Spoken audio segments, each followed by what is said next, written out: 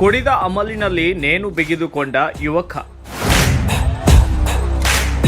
ಕುಡಿದ ಅಮಲಿನಲ್ಲಿ ಯುವಕನೋರ್ವ ನೇಣು ಬಿಗಿದುಕೊಂಡು ಸಾವಿಗೀಡಾದ ಘಟನೆಯೊಂದು ಕುಷ್ಟಗಿ ತಾಲೂಕಿನ ತಾವರಗೇರ ಹೋಬಳಿಯ ಜುಮಲಾಪುರ ಗ್ರಾಮದಲ್ಲಿ ನಡೆದಿದೆ.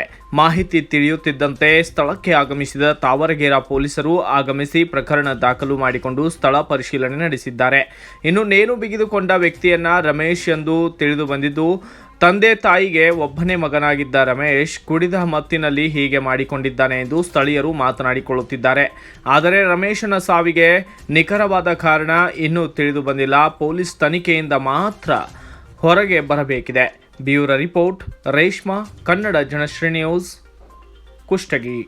ಪೂರ್ತಿ ಸುದ್ದಿ ಅಥವಾ ಸ್ಪೆಷಲ್ ವಿಡಿಯೋಗಳನ್ನು ನೋಡಲು ಹಿಂದೆ ನಮ್ಮ ಕನ್ನಡ ಜನಶ್ರೀ ಯೂಟ್ಯೂಬ್ ಚಾನೆಲ್ ಅನ್ನ ನೋಡಿ, ಜೊತೆಗೆ ಲೈಕ್, ಶೇರ್, ಸಬ್ಸ್ಕ್ರೈಬ್ ಮಾಡುವುದರ ಮೂಲಕ ನಮ್ಮನ್ನ ಪ್ರೋತ್ಸಾಹಿಸಿ.